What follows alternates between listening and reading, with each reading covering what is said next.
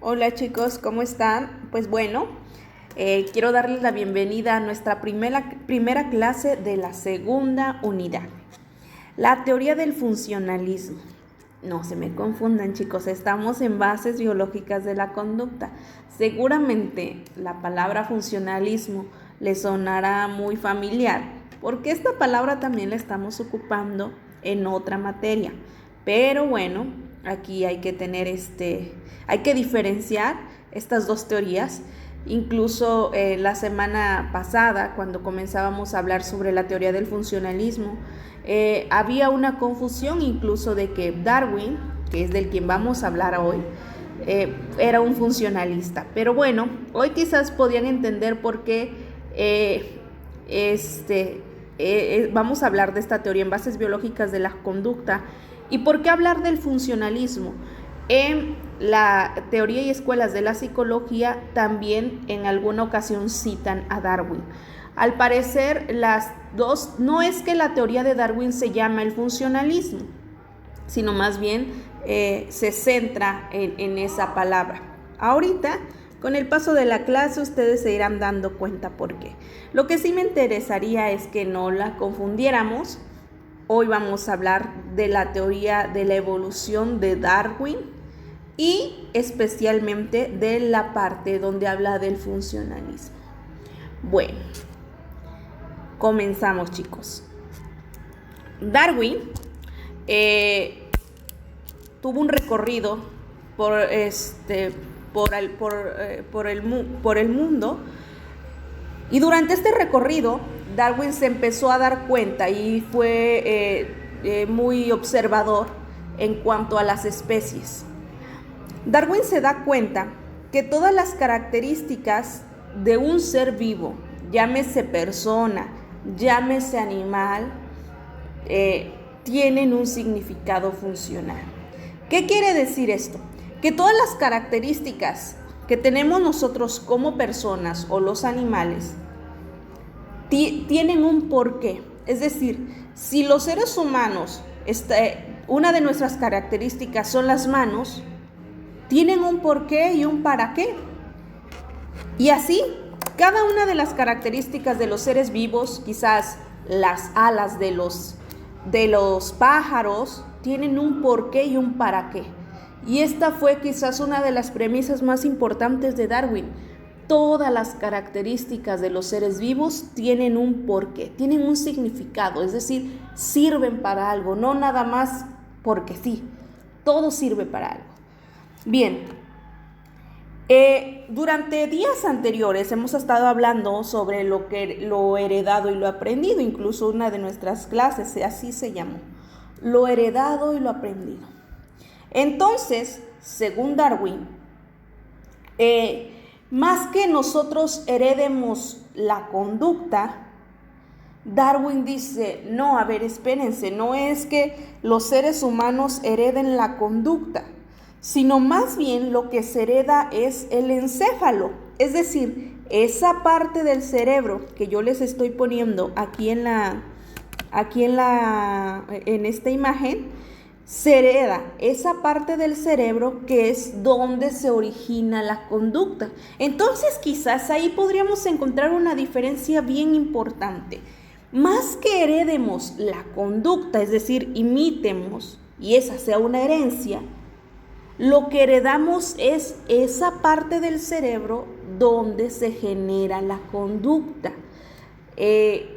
Allí hay una gran diferencia y me encantaría que también ustedes pudieran diferenciar qué heredamos realmente, la conducta o el encéfalo, que es esa parte de nuestro cerebro donde se genera la conducta. Bien, Darwin decía que lo que heredamos es el encéfalo.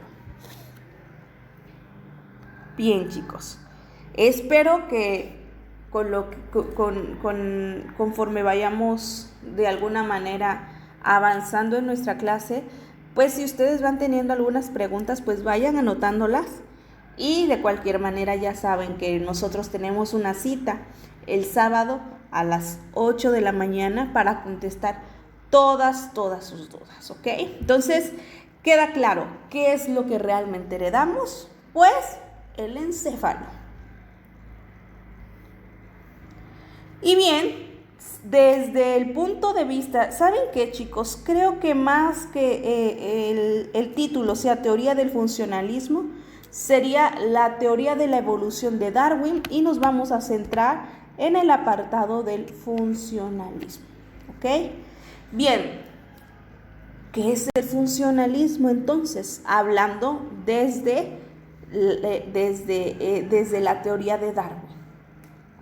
El funcionalismo, que define el comportamiento o conducta como adaptación al medio, y este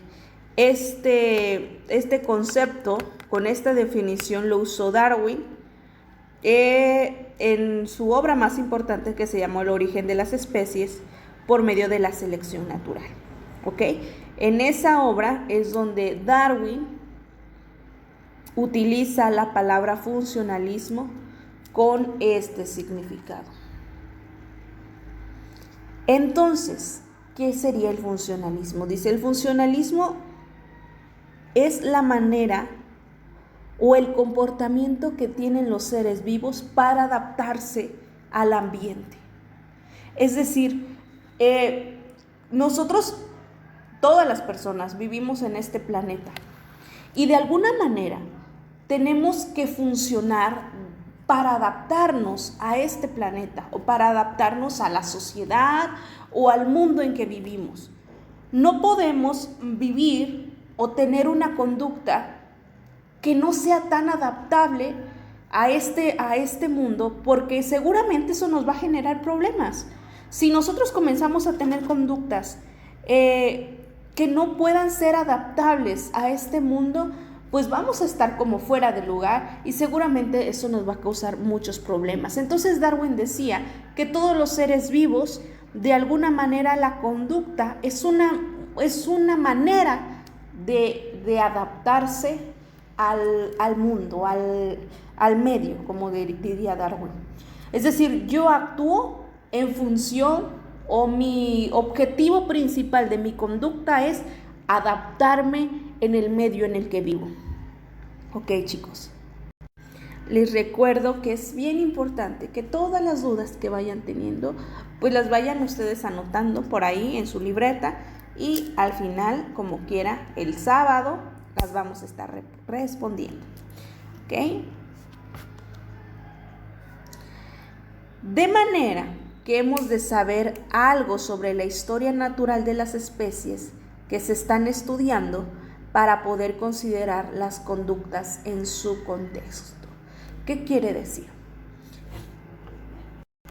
Nosotros no podemos estudiar a las especies o no podemos estudiar la conducta de las especies si no conocemos sus características.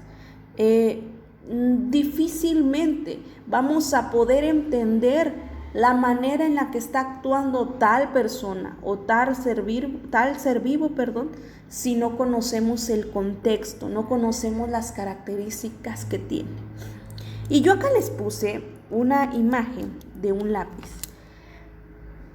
Miren, chicos, si nosotros vemos este lápiz así, pues quizás no podríamos saber qué es.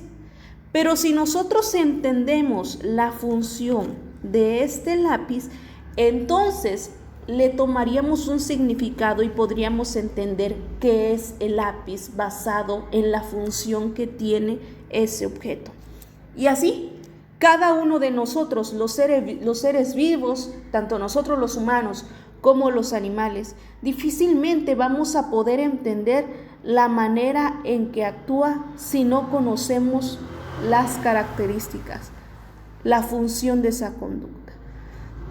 Difícilmente vamos a saber qué es un ser vivo o para qué sirve cierta característica de ese ser vivo si no conocemos la función que tiene. Entonces, para que nosotros podamos conocer a un ser vivo, tenemos que entender para qué funciona. Y ese para qué funciona va a ser la respuesta que a nosotros nos va a ayudar para poder entender qué es. Si nosotros viéramos nada más una mano, seguramente no le íbamos a encontrar un significado si solo viéramos la imagen de una mano. Pero si nosotros vemos o nos damos cuenta de la función que tiene la mano, entonces vamos a saber qué es la mano, después de saber cuál es la función. Y eso también pasa con las máquinas. Seguramente si ustedes van a una tortillería que no está prendida la máquina y ustedes no la conocen, no van a saber que es una máquina para hacer tortillas. Pero cuando empiezan a darse cuenta la función que tiene y cómo es que de la máquina empiezan a salir las tortillas, pues ustedes van a entender qué es esa máquina, ¿ok? ¿Cuál es la diferencia entre las funciones de las máquinas, o entender las funciones y las características de las máquinas, y entender las funciones y características de los seres vivos?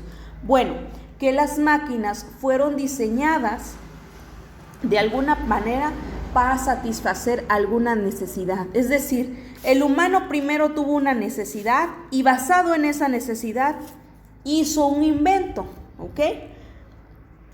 Tomando el ejemplo de las máquinas para hacer tortillas. Yo tengo la necesidad de tener una fábrica o generar tortillas más rápido, en poco tiempo, más que una tortillera manual. Ok, entonces esa fue la necesidad del ser humano y bueno, su invento fue una máquina para hacer tortillas.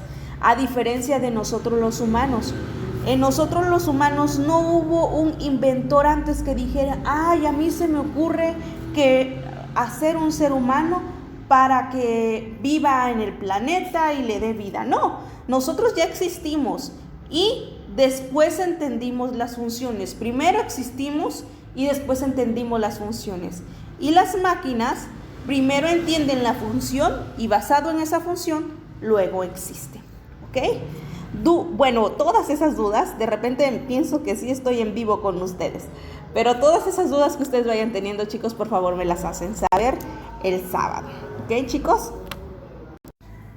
Después de entender un poco más esta importancia de entender las características de los seres humanos vivos y con ello entender las funciones o la conducta que tiene cada ser vivo de acuerdo a esas características, vamos a ver otro tema importante que tiene mucho que ver con esto, que es la genética molecular.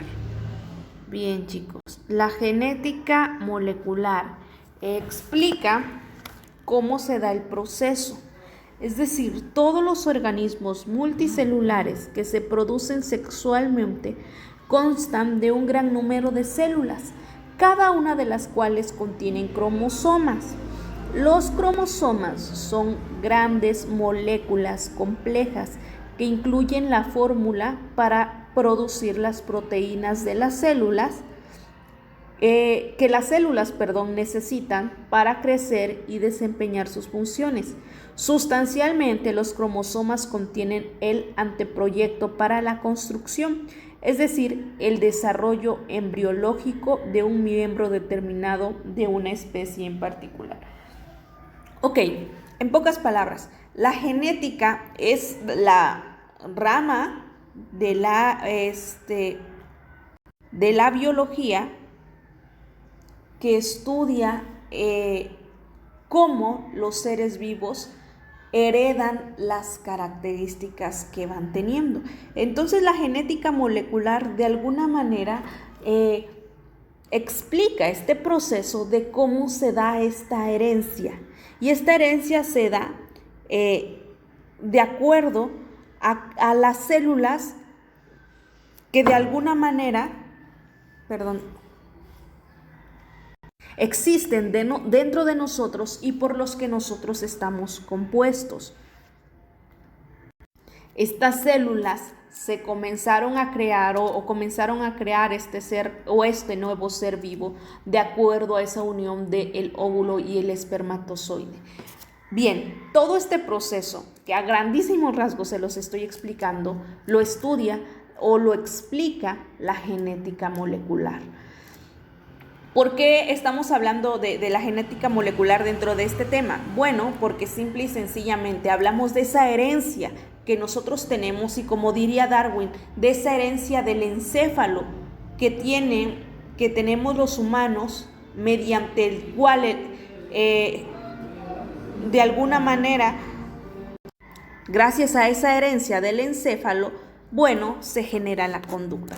Entonces, si nosotros queremos saber cómo es ese proceso de herencia de características biológicas que tienen los seres vivos, pues seguramente quien nos los va a explicar va a ser la genética molecular, ¿ok? Esta es esta rama de la biología que explica todo este proceso. Bien, chicos. Y bueno, muchas veces se cree que esa herencia existe, o dentro de esa herencia biológica que puede haber, al momento de que se unen ese óvulo y ese espermatozoide y comienzan a darse esos cromosomas, a veces esa unión no se da tan perfecta como tendría que ser. Y existen algunas diferenciaciones o algunas, quizás algunas partes de ese cromosoma que no se unen como de una manera tan perfecta, y es ahí donde surgen las mutaciones. Las mutaciones son los cambios accidentales en los cromosomas de los espermatozoides o los óvulos que se unen y originan nuevos organismos. Esto quiere decir que cuando estos dos se unen, reitero, no se unen de una manera tan perfecta, y existe, al momento de que se crea ese nuevo ser vivo, existen variaciones como raras, podríamos decir, o por lo menos no raras, pero esas variaciones que de alguna manera no son similares a las de todos los seres vivos de esa especie. Y aquí les estoy manejando, por ejemplo, este pececito, que normalmente un pez tiene 2 ojos, y en esta ocasión hubo una mutación. ¿Por qué? Por esta unión no perfecta que se dio entre el óvulo y espermatozoide, y en este caso este pez pues tuvo 3 ojos. Y así, en los diferentes seres vivos o en las diferentes especies, algunos seres vivos tienen mutaciones. No todas las mutaciones son como malas, podríamos decir. Si bien es cierto que en general todas las mutaciones lo primero que afecta es la reproducción. ¿Por qué? Porque como ya existe este problema dentro de sus cromosomas, pues al momento de que este ser vivo se quiera reproducir con otro ser vivo, pues no se va a poder por esta mutación genética que tiene. Ok, si bien es cierto que muchas mutaciones de alguna manera no ayudan a que ese ser vivo de esa especie pueda desenvolverse en el exterior y pueda adaptarse al ambiente, muchas mutaciones no son tan malas como creemos. Por ejemplo, seguramente ustedes han escuchado a muchos síndromes en los niños. Por ejemplo, el síndrome de Asperger o el espectro autista, que al final del día termina siendo una mutación genética. ¿Por qué? Porque seguramente algo, al momento de unir este espermatozoide con el óvulo, no se unió perfectamente, o incluso el síndrome de Down. A veces estas mutaciones no necesariamente afectan a la parte reproductiva de ese ser vivo, sino que afectan solo a la manera de la adaptación que puede tener ese ser vivo en su entorno.